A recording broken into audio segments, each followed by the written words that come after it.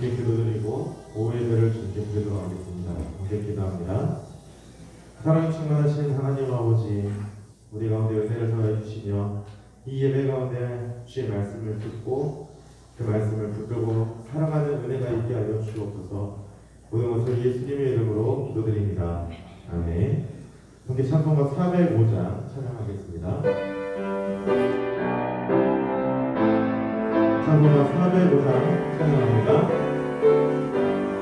주의 친절한 발에 앉으세 우리 마음이 평안하리니 항상 이끌고 목이 되겠네 영원하신 발에 앉으세 주의 발에 굵으신 발에 앉으세 주의 발에 영원하신 발에 앉으세 날이 갈수록 주의 사랑이 무광명하게 비치고 성 가는 길 편히 가리니 영원하신 발에 앉으세 주의 발에 굵으신 발에 앉으세 주의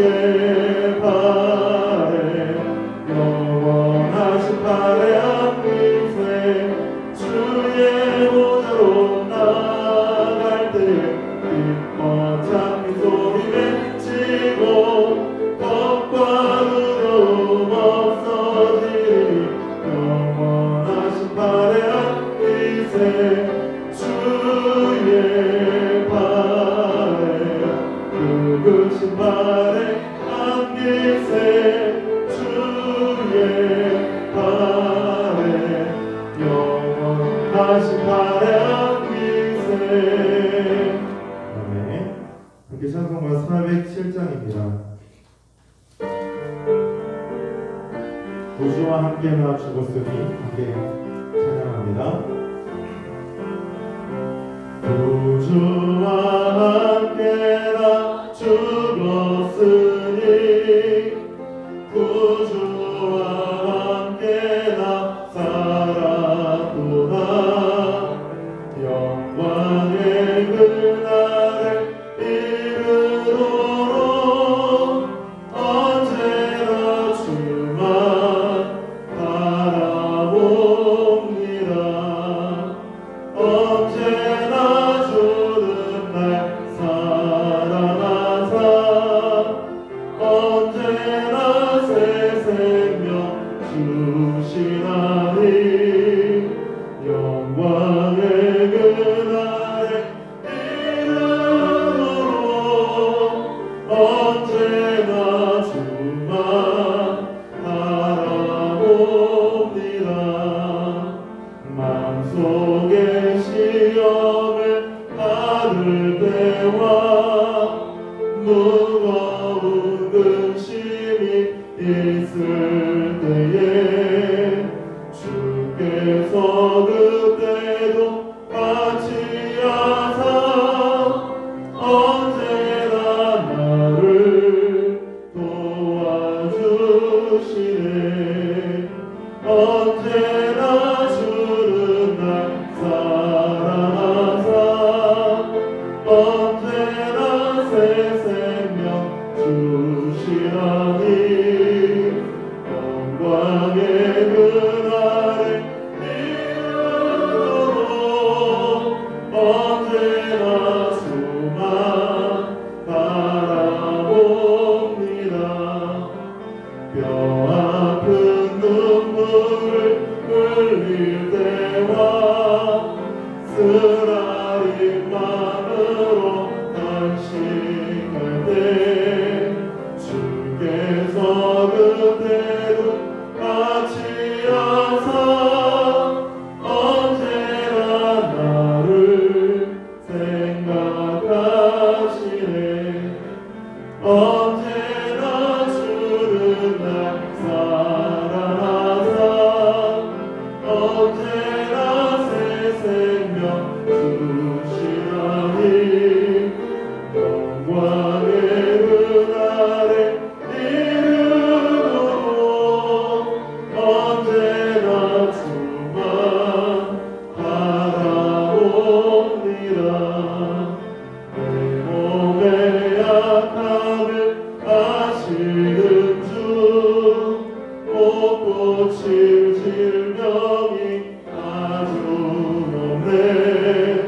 괴로운 날이나 기쁜 때나 언제나 나와 함께 계시네.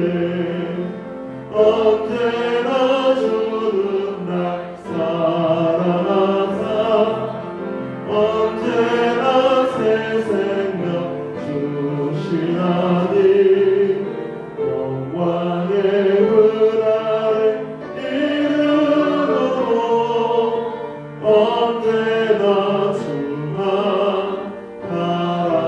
바라봅니다. 함께 시간 기도하도록 하겠습니다. 시간 기도하실 때에 하나님께 드려진 오후 예배가 될 수 있도록 인도해 주시기를 위해서 함께 기도하시고 또 이 시간 엄영상 목사님을 통해서 하나님의 말씀이 선포될 때에 하나님의 말씀을 듣고 그 말씀 위에 우리의 믿음이 바르게 설 수 있도록 인도해 주시기를 위해서 함께 기도하겠습니다. 온전히 주님의 뜻을 듣고 하나님을 찬양하는 오후 예배가 될 수 있기를 위해서 함께 이 시간 기도하겠습니다. 기도하실 때 함께 영상으로 조용히 기도합니다. 사랑을 신령하신 하나님 아버지 감사드립니다. 아버지 하나님 주님께서 나를 붙잡아주시고 인도하여 주시면서 하나님의 그 충만하신 은혜와 사랑을 힘입어 살아가는 우리에게 하시고 주님의 은혜를 얻어 따르며 나아갈 자녀들에게 하시옵소서. 아버지 하나님 사랑이 충만하신 하나님께 올소이다. 아버지의 말씀을 두 번째 하도록 할 수 있도록 나를 붙잡아주시고 있어요.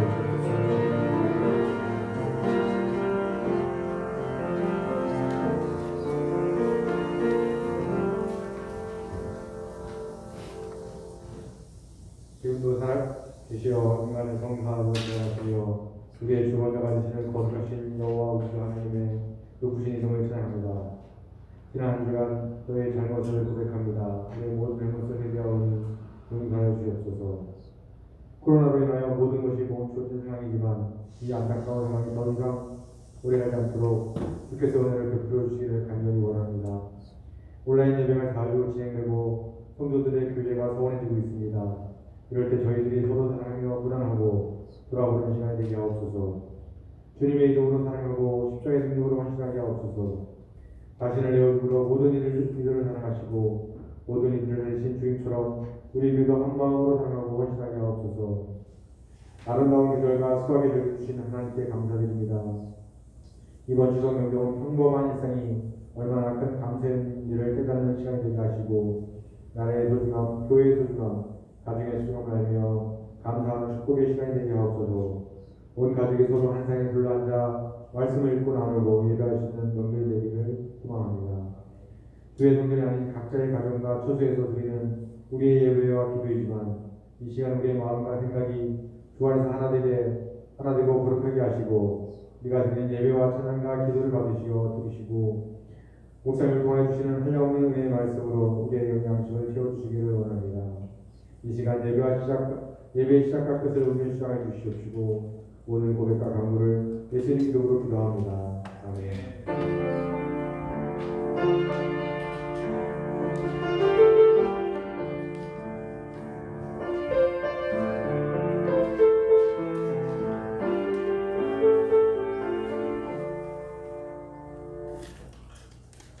하나님의 말씀은 요한복음 1장 19절부터 28절까지의 말씀입니다. 신약성경 143쪽에 요한복음 1장 19절부터 28절까지의 말씀입니다. 찾으시는 동안 교회 소식 전해드리겠습니다. 민족 고유의 명절인 추석이 다가옵니다. 이번 명절은 하나님을 예배하는 복된 추석 명절이 되시기 바랍니다. 특히 코로나19가 계속해서 확산 중에 있으므로 예방 수칙을 잘 지키시어서 안전하고 건강한 명절이 되시기 바랍니다.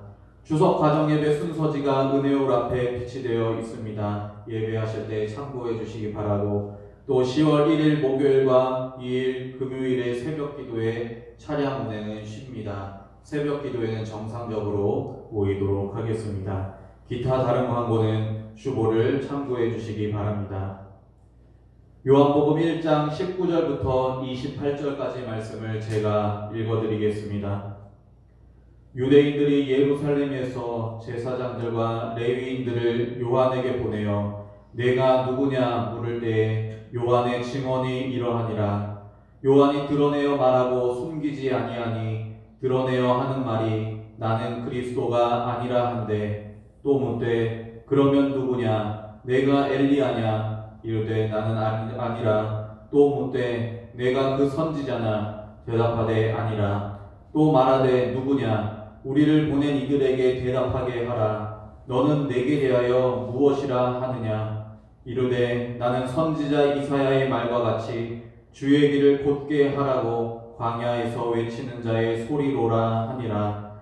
그들은 바리새인들이 보낸 자라. 또 물어 이르되 내가 만일 그리스도도 아니요 엘리야도 아니요 그 선지자도 아닐진데 어찌하여 세례를 베푸느냐. 요한이 대답하되 나는 물로 세례를 베풀거니와 너희 가운데 너희가 알지 못하는 한 사람이 섰으니 곧 내 뒤에 오시는 그이라. 나는 그의 신발끈을 풀기도 감당하지 못하겠노라 하더라. 이 일은 요한이 세례 베풀던 곳 요단강 건너편 베다니에서 일어난 일이니라. 아멘. 요한복음 1장 1절부터 18절은 요한복음의 서론이다 라고 말씀드린 바 있습니다. 사도 요한은 서론에서 하나님이신 예수 그리스도를 선포하면서 소개하면서 또 한 인물을 소개하고 있습니다. 그 사람이 누구입니까? 바로 요한복음 1장 6절부터 8절에 이렇게 기록되어 있습니다. 하나님께로부터 보내심을 받은 사람이 있으니 그의 이름은 요한이라. 그가 증언하러 왔으니 곧 빛에 대하여 증언하고 모든 사람이 자기로 말미암아 믿게 하려 함이라. 그는 이 빛이 아니요 이 빛에 대하여 증언하러 온 자라라고 말씀합니다. 또 요한복음 1장 15절에 이렇게 말씀하고 있습니다. 요한이 그에 대하여 증언하여 외쳐 이르되 내가 전에 말하기를 내 뒤에 오시는 이가 나보다 앞선 것은 나보다 먼저 계심이라 한 것이 이 사람을 가리킴이라 하니라 라고 사도 요한은 이 세례 요한이라는 사람을 소개하고 있습니다. 여기서 소개하고 있는 요한은 사도 요한 자신이 아니라 세례 요한을 가리키는 말인데, 그렇다면 세례 요한은 어떤 사람입니까? 세례 요한은 이 요한복음 말고도 모든 복음서에 기록된 인물인 만큼 굉장히 중요한 인물입니다. 사도 요한은 세례 요한을 소개하면서 그가 먼저 하나님께로부터 보내심을 받았다라고 소개하고 있습니다. 1장 6절의 말씀입니다. 하나님께로부터 보내심을 받은 사람이 있으니 그의 이름은 요한이라 라고 말하고 있습니다. 헬라어에서 보내다 라는 말은 두 가지 단어로 쓰입니다. 하나는 아포스텔로라는 단어이고 다른 하나는 펜포라는 단어입니다. 펜포라는 말은 단순히 보내다라는 뜻이고 아포스텔로라는 뜻은 임무를 맡겨서 보낸다라는 뜻입니다. 요한복음 1장 6절에서 세례 요한에게 쓰여진 보내심을 받았다라는 말은 아포스텔로라는 말로 쓰여져 있습니다. 하나님께서 세례 요한을 이 땅에 보낼 때에 중대한 사명을 붙들려서 보냈다라는 뜻입니다. 오늘 본문에서 사도 요한은 세례 요한에 대해서 설명하면서 보낸 주체가 하나님이라고 밝히고 있습니다. 그렇다면 세례 요한이 언제부터 하나님의 소명을 받게 되었는가에 대해서 질문을 할 수 있게 됩니다. 세례 요한이 언제부터 하나님의 소명을 받게 되었을까요? 오늘 본문에서도 세례 요한이 자신이 이 땅에서 사역을 감당하는 동기를 말해주고 있습니다. 세례 요한이 하나님의 소명을 받게 된 때는 세례 요한이 이 땅에 나지 않을 때부터였습니다. 하나님께서는 구원의 계획을 이 땅에 이루시기 위해서 이사야 선지자 때부터 세례 요한의 존재에 대해서 예언하고 있는 것입니다. 성령께서 이사야 선지자와 또 복음서 저자들을 감동시켜서 하나같이 같은 구절을 인용하게 하십니다. 바로 이사야 40장 3절의 말씀입니다. 외치는 자의 소리여 이르되 너희는 광야에서 여호와의 길을 예비하라. 사막에서 우리 하나님의 대로를 평탄하게 하라라고 예언하고 있습니다. 세례 요한이 이 땅에 태어나기 약 600년 전부터 이사야 선지자의 입을 통하여 예언이 된 것입니다. 또한 세례 요한의 탄생 기록에서도 세례 요한이 어떤 일을 하게 될 것인지를 알려주고 있습니다. 그리고 그 일을 감당하게 그리고 그 임무를 준 주체가 누구인지를 분명히 밝히고 있습니다. 누가복음 1장 13절부터 17절 말씀에 이렇게 말씀하고 있습니다. 천사가 그에게 이르되 사가랴여 무서워하지 말라. 너의 간구함이 들린지라. 내 아내 엘리사벳이 내게 아들을 낳아 주리니 그 이름을 요한이라 하라. 너도 기뻐하고 즐거워할 것이요 많은 사람도 그의 태어남을 기뻐하리니 이는 그가 주 앞에 큰 자가 되며 포도주나 독한 술을 마시지 아니하며 모태로부터 성령의 충만함을 받아 이스라엘 자손을 주 곧 그들의 하나님께로 많이 돌아오게 하겠습니다. 그가 또 엘리야의 심령과 능력으로 주 앞에 먼저 와서 아버지의 마음을 자식에게 거스르는 자를 의인의 슬기에 돌아오게 하고 주를 위하여 세운 백성을 준비하리라 라고 세례 요한에 대해서 말해주고 있습니다. 세례 요한은 모태로부터 성령의 충만함을 받은 사람입니다. 세례 요한이 태어나기 전부터 성령께서 준비시킨 사람이다라는 것입니다. 그렇기 때문에 세례 요한은 오래전부터 하나님께서 약속하시고 보내신 사람인 것입니다. 그렇지만 세례 요한이 하나님께로부터 보냄을 받았다고 해서 예수님과 급이 같을 수 있습니까? 절대로 그럴 수 없는 것입니다. 세례 요한은 하나님께로부터 보내심을 받았지만 주의 길을 준비하는 중대한 사명을 가진 것입니다. 세례 요한의 사역 역시 예수님을 위한 사역인 것입니다. 또한 사도 요한은 세례 요한을 이렇게 소개합니다. 증언하러 온 사람이다 라고 소개하고 있습니다. 요한복음 1장 7절부터 8절의 말씀입니다. 그가 증언하러 왔으니 곧 빛에 대하여 증언하고 모든 사람이 자기로 말미암아 믿게 하려 함이라. 그는 이 빛이 아니요 이 빛에 대하여 증언하러 온 자라라고 말씀하고 있습니다. 여기서 증언이라고 하는 말은 증인의 말입니다. 증인은 법정에 서서 솔직하고 공적인 말을 해서 증거가 되게 하는 사람입니다. 그렇다면 세례 요한이 무엇을 증언하려고 왔습니까? 오늘 본문에 보시면 빛에 대해서 증언하러 왔다라고 말하고 있습니다. 그런데 이 빛은 세상을 복음으로 밝게 비추는 예수 그리스도를 의미합니다. 그러므로 세례 요한은 예수 그리스도를 증언하러 온 사람입니다. 죄로 어두운 어둠과 같은 세상이 빛으로 오신 예수님을 배척했다라고 요한복음 1장에서 말하고 있지만 세례 요한은 빛 되신 예수님을 증언함으로 예수 그리스도를 환영한 인물이다라고 소개하고 있는 것입니다. 오늘 본문에서도 세례 요한 스스로가 자신에 대해서 증언하고 있는 모습을 볼 수 있습니다. 오늘 본문 19절 말씀에 보시면 유대인들이 예루살렘에서 제사장들과 레위인들을 요한에게 보내어 내가 누구냐 물을 때 요한의 증언이 이러하니라 라고 말씀하고 있습니다.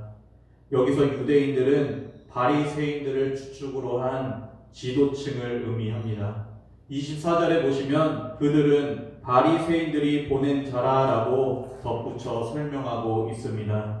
이 바리새인들이 예루살렘에서 세례 요한이 있는 베다니로 제사장들과 레위인을 보낸 것입니다. 그 당시 바리새인들을 비롯한 유대인 당국자들은 세례 요한이 종말에 나타난 메시아적인 인물이 아닌가라고 고민을 하고 있었습니다. 왜냐하면 세례 요한은 이미 예수님이 사역을 시작하기 전부터 말씀을 전파하여 많은 사람들의 마음을 돌이키게 하고 또 회개의 세례도 베풀고 있었기 때문입니다. 바리새인들을 비롯한 유대인 당국자들은 세례 요한의 설교와 세례를 베푸는 사역들이 많은 사람들을 이끌게 할 만큼 정치적으로 보고 있었던 것입니다. 로마의 압제에서 많은 사람을 이끌 수 있는 메시아에 근접한 그런 능력 있는 사람이 바로 세례 요한이 된 것입니다. 그래서 메시아가 세례 요한이 아닌가라고 생각을 하고 세례 요한에게 접근한 것입니다. 그래서 세례 요한에게 접근해서 내가 누구냐라고 질문하고 있습니다. 이렇게 질문할 때 세례 요한이 자신의 입으로 증언하기 시작합니다. 20절 말씀에 보시면 요한이 드러내어 말하고 숨기지 아니하니 드러내어 하는 말이 나는 그리스도가 아니라 한데라고 세례 요한이 말하고 있습니다. 여기서 드러내어 말하다라는 말은 뒤에 나오는 숨기지 아니하다라는 말과 같은 뜻을 가지고 있는 말입니다. 또한 인정하다, 고백하다라는 의미를 담고 있습니다. 세례 요한은 자신의 마음과 생각에 있는 것을 숨기지 아니하고 낱낱이 증언한 것입니다. 여기서 사용된 드러내어 말하다라는 말은 증언과 같이 법적인 효력을 가지고 있는 말입니다. 세례 요한이 낱낱이 드러내는 이 말 자체가 증언인 것입니다. 세례 요한은 자신의 정체와 자신이 이 설교하고 세례를 베푸는 동기를 바리새인들이 보낸 제사장들과 레위인들에게 설명해주고 있는 것입니다. 그러면서 가장 먼저 증언하는 말이 나는 그리스도가 아니다라는 말입니다. 세례 요한은 바리새인들이 제사장들과 레위인들을 무슨 생각을 가지고 보냈는지를 잘 알고 있었던 것입니다. 제사장들과 레위인들은 세례 요한이 메시아인지 아닌지 확인하러 온 것입니다. 그러자 세례 요한은 그 의도를 알고 가장 먼저 대답하는 말이 나는 그리스도가 아니다라는 말입니다. 나는 당신들이 생각하는 그리스도, 메시아가 아닙니다라고 말하고 있는 것입니다. 이 대답을 들은 제사장들과 레위인은 충격이었던 것입니다. 많은 사람들이 메시아도 아닌 사람의 설교를 듣고 나아가 세례를 받고 마음을 돌이키는 것을 두 눈으로 보았기 때문입니다. 그래서 제사장들과 레위인들은 또 묻게 됩니다. 21절의 말씀을 보시면 또 묻되 그러면 누구냐? 내가 엘리야냐? 이르되 나는 아니라. 또 묻되 내가 그 선지자냐? 대답하되 아니라 라고 말씀하고 있습니다. 구약의 선지자의 대표인 엘리야인지 아니면 새로운 시대에 하나님이 일으킬 모세와 같은 선지자인지 재차 묻기 시작합니다. 실제로 말라기 4장 5절에서 예언된 엘리야를 향하여 공관복음에서 예수님께서 이 구절을 해석하시기를 세례 요한이 엘리야다라고 말씀하고 있습니다. 그런데 세례 요한은 오늘 본문에서 나는 엘리야가 아닙니다라고 부인하고 있는 것입니다. 이것을 어떻게 해석해야 하겠습니까? 세례 요한이 성경을 잘 몰라서 이런 말을 한 것일까요? 그렇지 않습니다. 세례 요한은 예수님을 나타내기 위해서 겸손을 보이고 있는 것입니다. 자신을 메시아로 비교하는 것은 물론이거니와 엘리야와 모세와 같은 선지자와도 비교하는 것이 벅차다는 것을 세례 요한의 대답으로 보여주고 있는 것입니다. 그러자 제사장들과 레위인은 또 묻습니다. 22절의 말씀입니다. 또 말하되 누구냐? 우리를 보낸 이들에게 대답하게 하라. 너는 내게 대하여 무엇이라 하느냐라고 묻고 있습니다. 그러자 세례 요한이 대답합니다. 23절 말씀에 이르되 나는 선지자 이사야의 말과 같이 주의 길을 곧게 하라고 광야에서 외치는 자의 소리로라 하니라 라고 대답하고 있습니다. 바리새인들은 구약 성경에서 이사야 선지자가 예언한 이 말씀을 모를 리가 없었습니다. 그러나 그들은 둔했습니다. 세례 요한이 왜 이 사역을 감당하고 있는지 몰랐기 때문입니다. 세례 요한은 자신의 정체성을 오늘 본문에서 밝히고 있는데 하나님께서 말씀하신 것을 하는 사람이라고 밝히고 있는 것입니다. 하나님께서 말씀하신 것은 바로 선지자 이사야의 입을 통하여 하신 말씀과 같이 주의 길을 곱게 하라고 광야에서 외치는 자의 소리라는 말씀입니다. 고대 근동에서는 왕이 어떤 지역을 지나가기 전에 한 신하가 그 지역에 먼저 파견되어서 길에 있는 장애물을 없애기도 하고 또 길을 정비하기도 하여서 왕을 맞이할 준비를 하라라고 소리치는 자들이 있었습니다. 세례 요한은 그 역할이 자신의 임무라고 오늘 밝히고 있는 것입니다. 여기서 말한 소리의 특징이 무엇입니까? 우리가 생각하는 소리의 특징이 무엇인가요? 소리의 특징은 공기를 타고 귓가에 들리는 것이지만 그것이 귀에 들리게 되면 잊혀지는 특징이 있습니다. 세례 요한은 광야에서 외치는 자가 아닙니다. 광야에서 외치는 자가 말하는 소리라고 합니다. 광야에서 외치는 자의 말의 소리를 통하여 메시지를 전달하고 있습니다. 그런데 세례 요한은 그 메시지를 전달하는 소리라고 합니다. 세례 요한은 그 예수님이라는 메시지를 전하는 소리의 역할을 감당하는 사람입니다. 세례 요한은 자신이 예수님을 위한 증인의 사역을 감당하고 나면 그 증인의 일이 상대방에게 전해지고 나면 소리처럼 사라질 존재라고 증언하고 있는 것입니다. 그러자 바리새인들이 보낸 사람들은 또 세례 요한에게 묻기 시작합니다. 25절의 말씀입니다. 또 물어 이르되 내가 만일 그리스도도 아니요 엘리야도 아니요 그 선지자도 아닐진데 어찌하여 세례를 베푸느냐라고 말하면서 이제는 왜 세례를 베푸는지 논쟁의 수준으로 질문하고 있는 것입니다. 그 당시의 세례는 이방인들이 유대교로 개종할 때 행하던 것이었습니다. 그런데 세례 요한이 베푸는 세례는 이스라엘 백성들을 하나님께로 돌아오게 하는 회개의 세례였던 것입니다. 바리새인들이 보낸 사람들은 세례 요한이 어떤 권위로 이 세례를 베푸는지를 질문하고 있는 것입니다. 그래서 세례 요한은 대답하기 시작합니다. 26절, 27절 말씀에 요한이 대답하되 나는 물로 세례를 베풀거니와 너희 가운데 너희가 알지 못하는 한 사람이 섰으니 곧 내 뒤에 오시는 그이라. 나는 그의 신발끈을 풀기도 감당하지 못하겠노라 하더라 라고 대답합니다. 세례 요한은 자신이 세례를 주는 것의 정당성이나 어떤 권위로 세례를 주는지 대답하지 않습니다. 그 대신에 진정한 권위로 세례를 주는 일을 소개하고 있습니다.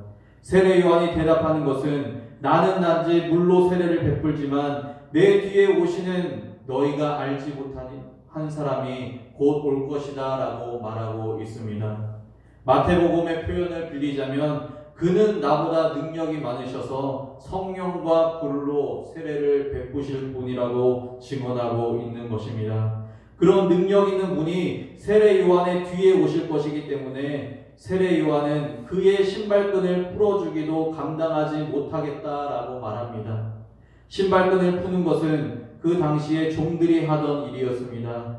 그런데 세례 요한은 그 일도 감당하지 못하겠다고 말하면서 자신을 예수님의 종보다 못한 사람이라고 낮추고 있는 모습을 오늘 본문 속에서 볼 수 있습니다. 세례 요한이 어떤 권위로 세례를 베푸는지는 대답하지 않았지만 그 뒤에 있는 예수님을 소개함으로 인해서 자신이 세례를 베풀고 있는 권위에 대해서 자연적으로 설명하게 되는 것입니다.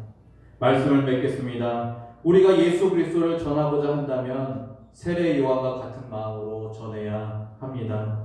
나는 광야에서 외치는 자의 소리이다. 본질을 전달하고 나면 없어질 소리와 같은 존재이다 라는 마음으로 예수 그리스도를 전해야 합니다. 이후에 세례 요한은 요한복음 3장에서도 이런 말을 합니다. 예수 그리스도는 흥하여야 하겠고 나는 쇠하여야 하리라 라고 고백합니다. 이처럼 예수 그리스도의 길을 준비하기 위해서 예수 그리스도를 전하고 나면 자신은 드러나지 않고 없어져야 함을 고백했던 사람이 바로 세례 요한인 것입니다. 세례 요한은 사람들이 그리스도인지 엘리야인지 모세와 같은 선지자인지 라고 물었을 때 그런 질문을 받는 것을 즐기지 않았습니다. 우리도 하나님의 일을 하다 보면 이런 것들을 즐길 때가 있습니다. 하나님의 일을 하는 데 있어서 누군가의 칭찬이 잦아날 때 내가 잘하고 있나 보다, 칭찬받으니까 좋은데 라고 생각하면서 그 순간을 즐길 수도 있습니다. 그러나 세례 요한은 그런 칭찬조차도 즐기지 않았습니다. 그냥 하나님께서 예언하신 말씀처럼 하나님께서 주신 사명답게 소리처럼 사라질 존재임을 깨닫고 묵묵히 예수 그리스도의 길을 준비하며 예수 그리스도를 전했던 사람이 바로 세례 요한입니다. 우리 모두가 세례 요한과 같은 증인의 삶을 살기 원합니다. 광야는 새 출애굽 구원을 기다리는 장소입니다. 세례 요한은 구원을 기다리는 광야에서 예수 그리스도의 일들을 전했습니다. 증언했습니다. 우리도 광야와 같은 이 세상에서 척박하고 힘겨운 세상이지만 예수 그리스도가 다시 오실 그때에 이루어진 구원을 기다리며 준비하는 마음으로 예수 그리스도를 증언하는 삶이 되기를 원합니다. 이름 없이 빛도 없이 사라질 소리와 같은 인생일지라도 예수 그리스도가 전해지고 예수 그리스도가 영광 받으시기만 한다면 우리가 그 삶을 살아내기 원합니다. 그런 우리 모두가 되시기를 예수님의 이름으로 간절히 소망합니다. 기도하겠습니다. 살아계신 하나님 아버지, 우리에게 말씀을 주심에 감사합니다. 세례 요한과 같이 예수님의 길을 준비하고 예수님을 나타내어 오직 하나님께만 영광 돌리는 삶을 살게 하여 주옵소서. 광야 같은 세상에서 주님 다시 오실 날들을 기대하며 소망하는 마음으로 복음을 전하는 삶을 살게 하여 주시고, 우리가 남에게 인정받기보다 하나님의 영광을 위하여 이 사명을 묵묵히 감당하는 주님의 백성들 되게 하여 주옵소서. 모든 것에 감사드리며 예수님의 이름으로 기도하옵나이다. 아멘. 찬송가 505장 온 세상 위하여 다 함께 찬양하시고 담임 목사님께서 축도해 주심으로 오후 예배 마치도록 하겠습니다. 505장입니다.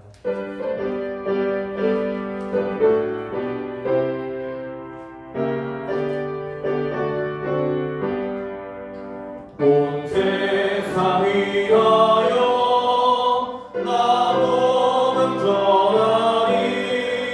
만 백성 모두 나와서 주 말씀 들으라.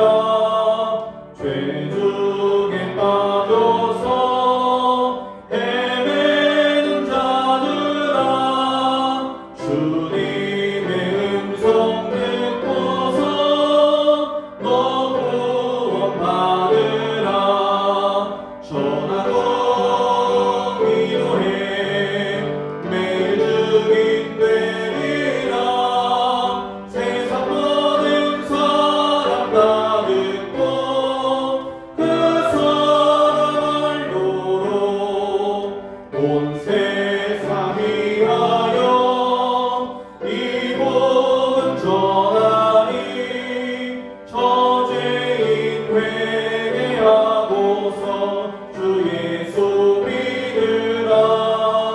이 세상 구하려 주 돌아가신 것 나 증거하지 않으면 그 사람 모르니. 전하고 위로해 매일 증인 되리라. 세상 모든 사람 다 듣고 그 사람 알도록 온 세상 위하여 주 은혜 임하니. 주 예수 이름 힘입어 이 복음 전하자. 먼 곳에 나가서 전하지 못해도 나 어느 곳에 있든지 늘